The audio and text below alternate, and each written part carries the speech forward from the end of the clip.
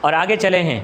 یعنی ایک حضور صلی اللہ علیہ وسلم کسی وقت اس طرف کسی وقت اس طرف، بیچ میں ایک جگہ ایسی آئی جہاں پر بالکل جو مشہور راستہ ہے مکے سے مدینے کا، اس راستے پر چڑھے ہیں۔ جیسے ہی اس راستے پر چڑھے ہیں وہاں پر ایک جھونپڑی دکھائی دی۔ یہ جھونپڑی تھی ایک مہمان نواز عورت کی، ایک بوڑھی عورت تھی جو روزانہ اپنے گھر کا جھاڑو دے کر راستے میں بیٹھی ہوتی تھی۔ کوئی بھی مسافر مکے سے مدینے یا مدینے سے مکے جاتا تھا یا یمن سے شام، جس طرف کا بھی کوئی مسافر ہوتا تھا، اس کو کھانا کھلاتی، اس کو پانی پلاتی، اس کو نہلاتی اور اس کا اچھی طرح خیال کر کے پھر آگے بھیج دیتی تھی۔ یہ بڑی مہمان نواز عورت تھی۔ یہ اس دن بھی اس طرح بیٹھی ہوئی تھی، گھٹنے اپنے اس میں ڈال کر ہاتھوں میں، اور مسافر کے کسی مہمان کے انتظار میں بیٹھی تھی۔ اس کی عادت بن گئی تھی، گھر میں کچھ ہو نہ ہو لیکن مہمان کو دعا سلام کرنا اس کی عادت بن گئی تھی۔ تو یہ بیچاری وہاں پہ بیٹھی ہے، اس کا نام ہے معبد۔ اس کا بھی بڑا مشہور واقعہ ہے۔ حضور والے یہاں سے گزرے، ہاتھ میں کچھ بھی نہیں ہے، نہ دودھ نہ پانی، اور کہا کہ کوئی جھونپڑی مل جائے، کوئی بندہ مل جائے، ان سے مانگیں۔ تو حضرت ابوبکر نے کہا کہ ہمیں وہ جھونپڑی دکھائی دے رہی ہے، وہاں تک چلتے ہیں، اللہ تعالیٰ ہمارے لیے کوئی کھانے پینے کا انتظام کرے گا۔ وہاں پہ پہنچے ہیں، اونٹ بٹھائے ہیں اور حضور آگے بڑھے ہیں۔ اماں کیا حال ہے؟ تو اماں نے کہا کہ خیریت ہے، لیکن آج کل قحط سالی بڑی ہے اور میں مسافروں کے لیے کھانے پینے کا انتظام کرتی تھی، لیکن آج مشکل یہ ہے کہ میرے گھر میں کچھ بھی نہیں ہے۔ آپ بڑے مسافر ہو اور مہمان ہو، آئیے بسم اللہ بیٹھیے، لیکن ہے کچھ بھی نہیں۔ حضور نے کہا کوئی دودھ شودھ ہو، لیکن کہا کہ کچھ بھی نہیں ہے۔ تو حضور کو جھونپڑی کے ایک کونے میں بکری دکھائی دی، جو بالکل سڑی ہوئی اور بالکل مریل سی بکری نہیں ہوتی ہے جس صرف ہڈیاں دکھائی دیتی ہیں۔ اس نے کہا اماں وہ بکری ہے۔ اس نے کہا یہ بکری اس لیے ہم نے رکھی ہے کہ یہ وہ چراگاہ میں جا نہیں سکتی، میرا شوہر گیا ہے، حارث نام ہے اس کا، بکریاں چرانے گیا ہے چراگاہ میں، یہ بکری چراگاہ تک بھی نہیں جا سکتی گھاس چرنے کے لیے، یہ چل نہیں سکتی، اس لیے ہم نے یہاں پہ کھڑی کر دی ہے۔ تو اس نے کہا اماں اجازت ہے کہ ہم اس بکری کو ہاتھ لگائیں، اس سے دودھ دوئیں؟ تو اماں ہنسنے لگی کہ بیٹا آپ بھی بڑے عجیب ہو کہ اس بکری سے کچھ خون بھی نہیں ہے، آپ دودھ کیا پوچھ رہے ہیں؟ کہا کہ اماں ادھر تو کریں۔ تو حضور نے ہاتھ پھیرے ہیں اور بسم اللہ پڑھ کر وہ دودھ دوہا ہے۔ بڑا برتن تھا گھر کا، تو کہا کہ اماں پہلے آپ پی لیں۔ میں نے آپ کو ایک پہلے واقعہ بتایا تھا، سیرت نگاروں نے بھی اس طرح لکھا ہے، اس میں کوئی مبالغہ نہیں ہے، حدیث میں بھی اس طرح آیا ہے۔ اللہ کے رسول جب بھی کوئی کھانا تیار کرتے، جب بھی کوئی پینا تیار کرتے، سب سے پہلے ساتھیوں کو کھلاتے، سب سے پہلے ساتھیوں کو پلاتے۔ ابن مسعود جب مسلمان ہوئے ہیں بکریاں چراتے ہوئے، تو حضور نے وہاں پر بھی ایسی بکری تھی،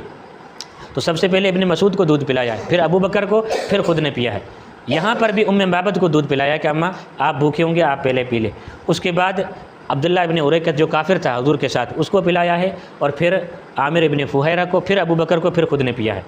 اور پی کر سیر ہوئے ہیں اور کہا کہ اماں دوسرے بھی برتن لاؤ، سارے برتن بھر کے دے دیے، کہا کہ اب ہم چلنے والے ہیں۔ اب جیسے ہی حضور صلی اللہ علیہ وسلم یہاں سے نکلے ہیں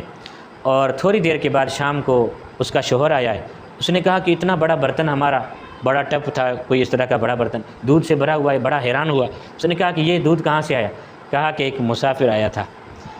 یہاں سے حضور صلی اللہ علیہ وسلم کا چہرہ اس عورت نے جو بیان کیا ہے، حضور کے آنے کا انداز بیان کیا ہے، حضور کے بیٹھنے کا، بولنے کا، حضور کے ساتھیوں کے آپس کا رویہ، چند گھنٹے کے لیے تھے یا 1 گھنٹہ ہوگا، تھوڑی دیر بیٹھے تھے، لیکن جو اس بوڑھی عورت نے، جو بیچاری پڑھی ہوئی نہیں تھی، ان پڑھ تھی، لیکن عربی زبان ان کی جو تھی وہ معراج پہ پہنچی ہوئی تھی، فصیح اللسان عورت تھی، اس عورت نے حضور کا جو حلیہ بیان کیا ہے۔ آپ شمائل ترمذی میں پڑھیں گے، جتنے بھی بعد میں صحابہ آئے ہیں، جتنے بھی محدثین اکرام آئے ہیں، حضور کے حلیے کو بیان کرنے کے لیے اس بوڑھی عورت کے الفاظ سے اچھے استعمال کسی نے بھی استعمال نہیں کیے، اور ساروں نے، سیرت نگار ہوں، محدثین ہوں، صحابہ ہوں، حضور کے حلیے کو بیان کرنے کے لیے ان لوگوں نے اس بوڑھی عورت کے الفاظ استعمال کیے ہیں، ان کے پاس اس سے اچھے الفاظ ہی نہیں تھے۔ اور مولانا طارق جمیل کی اس کے اوپر بڑی اچھی تقریریں ہیں، میں کہوں گا کہ آپ جوانی کی جو تقریریں ہیں حضرت مولانا طارق جمیل کی، اس حضور صلی اللہ علیہ وسلم کے چہرے پر، حضور کے حلیے پر، وہ سنیں آپ حیران ہو جائیں گے کہ ایک ایک لفظ سے کتنی کتنی معنائیں نکلتی ہیں۔ اس عورت نے، اس بوڑھیا نے وہ لفظ حضور کے لیے استعمال کیے ہیں، پھول کا لفظ استعمال نہیں کیا، غنچے کا لفظ استعمال کیا ہے، اس میں کیا راز ہے وہ بھی اس میں وہ بتاتا ہے، اور محدثین بھی اس کے اوپر بڑا کلام کرتے ہیں۔ تو میں وہ الفاظ بھی انشاءاللہ آپ کو دکھاتا ہوں، اس بوڑھی عورت نے حضور صلی اللہ علیہ وسلم کے لیے کون سے الفاظ استعمال کیے ہیں، دیکھ لیں الفاظ دیکھیں۔ قال لها یا معبد ما هذا اللبن ولا حلوبہ فی البیت، کوئی دودھ ہے گھر کے اندر؟ والغنم عازبۃ فقالت لا واللہ الا انه مر بنا رجل ظاہر الوضاء ملیح الوجہ فی اشفارہ وطف وفی عینیہ دعج وفی صوتہ صحل غصن بین غصنتین لا تشنؤه من طول ولا تقحمه من قصر لم تعلو سجلة ولم تزر به صالة كأن عنقه إبريق فضة إذا نطق فعليه البهاء وإذا صمت فعليه الوقار كلامه كخرز النظم أزين أصحابه منظرا وأحسنهم وجها محشود غير مفند له أصحاب يحفون به إذا أمر تبادروا أمره وإذا نهوا انتهوا عند نهيه قال هذه صفة صاحب قریش ولو رأيته لاتبعته۔ اس کا ترجمہ کیا ہے؟ آگے چلیں، یہ ترجمہ ہے۔ وہ ظاہری وضاقتہ کے حامل تھے، یعنی بڑے خوبصورت نوجوان تھے، بناوٹ بڑی معقول تھی، یعنی اس طرح نہیں ہے کہ بناوٹ میں ہر عضوہ یا لمٹ سے اوپر چلا گیا ہو یا لمٹ سے کم رہ گیا ہو، بالکل درمیانہ جسم کا ہر عضوہ، چمکتا ہوا رنگ، تابناک چہرہ، یعنی سورج جیسا چہرہ مجھے لگ رہا تھا، خوبصورت ساخت، یعنی ہر چیز کی جو ساخت ہے وہ خوبصورت تھی، ٹھیک ہے، نہ تو ندلے پن کا عیب، نہ گنجے پن کی خامی، نہ تو بال اتنے بڑے اور نہ بالکل گنجے، بالکل درمیانے بال تھے حضور صلی اللہ علیہ وسلم کے، جمال جہاں تاب کے ساتھ ڈھلا ہوا پیکر، سرمگی آنکھیں، اس طرح آنکھیں کہ اس میں لگتا ہے کہ سرما لگا ہوا ہے، سرما ڈالا ہوا نہیں تھا لیکن آنکھوں سے لگتا ہے کہ اس نے ابھی سرما پہنا ہے، تو ہر وقت حضور کی آنکھیں اس طرح ہی تھیں کہ دیکھنے والے کو لگتا ہے کہ سرما پہنا ہے۔ لمبی پلکیں، یہ جو پلکیں نہیں ہیں اس کے اوپر پردے پڑتے ہیں، یہ لمبی تھی، لمبی پلکیں خوبصورتی کی علامت ہیں۔ بھاری آواز، ٹھیک ہے، اس طرح پتلی آواز عورتوں کی طرح نہیں، ایک روبدار آواز تھی۔ لمبی گردن،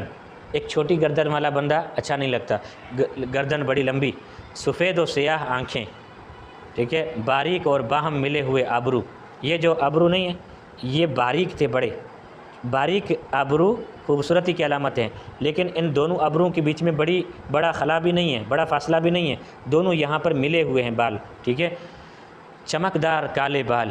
بال کالے لیکن ریشم کی طرح چمک رہے ہیں۔ خاموش ہوں تو باوقار، جب یہ خاموش ہوں تو بھی روبدار لگتے ہیں۔ بعض بندے خاموش ہوتے ہیں تو پریشان لگتے ہیں، نہیں، یہ خاموش ہیں تب بھی باوقار لگتے ہیں، کوئی پریشانی کے آثار نہیں چہرے پر۔ گفتگو کریں تو پرکشش کی منع، گفتگو کریں تو دوسرے کو کھینچ لیں چکمک کی طرح، ٹھیک ہے۔ باوقار گفتگو کریں تو پرکشش، دور سے دیکھنے سے پرجمال، دور سے بندے کو دکھائی دیں تو بندے کے دل میں آتا ہے کہ دوڑ کے اس کو دیکھنے جاؤں، کیسا لگتا ہے۔ قریب سے سب سے زیادہ خوبصورت اور شیرین، جب قریب آ جائیں تو اتنے میٹھے لگتے ہیں، اتنے خوبصورت لگتے ہیں کہ بندہ آنکھ بھی ادھر ادھر نہ کرے، اتنے خوبصورت۔